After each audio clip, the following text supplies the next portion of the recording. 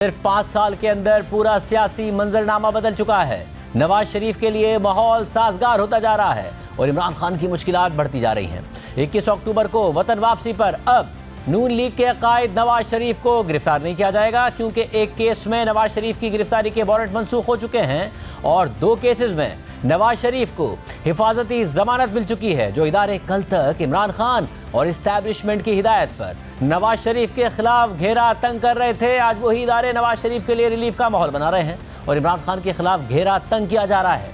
कल नवाज शरीफ ने अल अजीजिया और एवनफील्ड केसेस के खिलाफ हिफाजती जमानत की दरख्वास्त दायर की। उस दरख्वास्त पर कल ही नंबर लगा और कल ही उसकी समाअत के लिए बेंच बना और आज बाकायदा नवाज शरीफ की दरख्वास्त पर समाअत हुई और अदालत ने 24 अक्टूबर तक नवाज शरीफ को गिरफ्तारी से रोकने के अहकाम जारी कर दिए हैं। मगर इससे पहले तोशाखाना केस में एहतसाब अदालत के उसी जज मोहम्मद बशीर ने नवाज शरीफ के वारंट गिरफ्तारी मुअत्तल कर दिए हैं, जिन्होंने एवनफील्ड केस में नवाज शरीफ को 7 साल की सजा सुनाई थी। आज एहतसाब अदालत के जज मोहम्मद बशीर ने नवाज शरीफ की दरख्वास्त पर समाअत करने के बाद तहरीरी फैसला जारी करते हुए लिखा कि वकील सफाई का कहना है कि रेफरेंस में कोई मुल्जिम गिरफ्तार नहीं है और नवाज शरीफ के वारंट अदम हाजिरी पर जारी किए गए और अब नवाज शरीफ पाकिस्तान पहुंचकर अदालत में पेश होना चाहते हैं, जबकि नैब प्रोसिक्यूटर के मुताबिक नवाज शरीफ अदालत के सामने सरेंडर करना चाहते हैं। नैब प्रोसिक्यूटर ने भी कहा है कि नवाज शरीफ के 24 अक्टूबर तक वारंट मुअत्तल कर दिए जाएं, इसलिए अदालत में पेश होने के लिए नवाज शरीफ के 24 अक्टूबर तक वारंट मुअत्तल किए जाते हैं। अगर नवाज शरीफ अदालत में पेश नहीं होते तो फिर नैब वारंट गिरफ्तारी पर अमल दरामद करे, यानी वो नैब जो कल तक नवाज शरीफ को इश्तिहारी करार देने के लिए कोशिशों में मसरूफ होता था, उन्हें बार बार गिरफ्तार करने की कोशिशें करता था, आज उसी नैब ने अदालत को कहा है कि नवाज शरीफ की पेशी के लिए उनके वारंट गिरफ्तारी मुअत्तल कर दें। जबकि दूसरी तरफ इस्लामाबाद हाई कोर्ट में भी एक अहम और दिलचस्प पेशरफ सामने आई है। इस्लामाबाद हाई कोर्ट के चीफ जस्टिस आमिर फारूक की सरबराही में आज 2 रुकनी बेंच ने एवनफील्ड और अल अजीजिया केस में नवाज शरीफ की हिफाजती जमानत के लिए दरख्वास्त पर समाअत की। समाअत के आगाज में नवाज शरीफ की तरफ से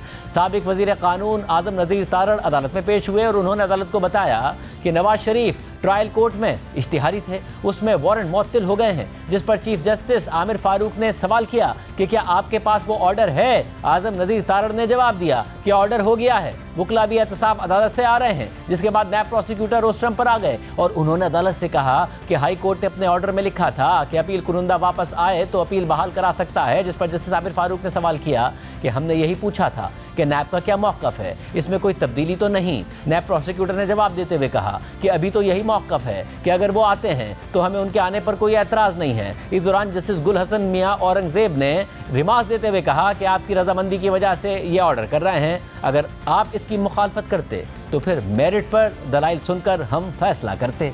फिर जस्टिस आमिर फारूक ने रिमार्क्स देते हुए कहा कि हम हिफाजती जमानत देकर केस पीर के लिए मुकर्रर कर देते हैं।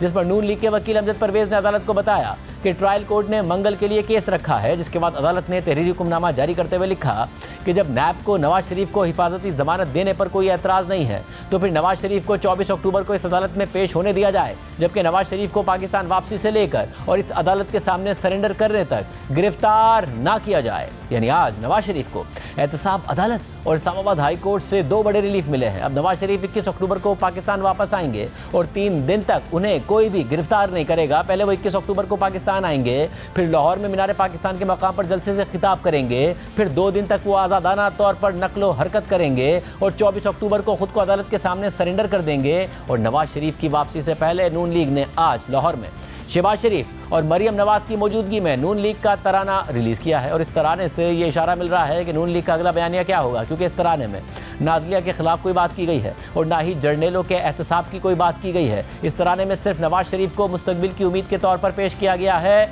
यानी इदारों के खिलाफ नून लीग ने कोई बयानिया नहीं बनाया और ना ही जर्नेलों के एहतसाब की कोई बात की गई है, मगर महंगाई की, बेरोज़गारी ख़त्म करने की बात ज़रूर की गई है। जबकि पीपल्स पार्टी और तहरीक इंसाफ दोनों का इल्ज़ाम है कि नवाज शरीफ किसी समझौते के साथ आ रहे हैं और इस वक्त उन्हीं की सहूलतकारी हो रही है। आज तहरीक इंसाफ के तर्जुमान शुएब शाहीन ने प्रेस कॉन्फ्रेंस करते हुए कहा कि ये लंदन प्लान है कि इमरान खान को जेल में बंद करना है, पीटीआई को कुचलना है, नवाज शरीफ को वापस लाना है।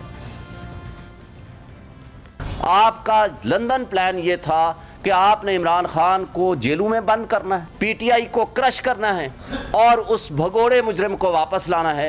ये है लंदन प्लान। आज उसके लिए हमारे कानून और इंसाफ की धज्जियां बखेरी गई और आपने देखा कि आज 7 मिनट के अंदर अंदर उसका फैसला हो गया और एक मुजरिम को जमानत मिल गई। ये इंसाफ का मजाक उड़ाने के मुतरादिफ है। सारे इदारे क्या कमाल की हरकत की है। हमारे दोनों केस तोशाखाना और अलकादर ट्रस्ट में आज जमानतें फिक्स थी, नोटिस जारी हो चुके थे, लेकिन उसको रात 8:30 बजे मैसेज आता है कि वो कैंसिल हो गए, एक भगोड़े का केस लगा दिया।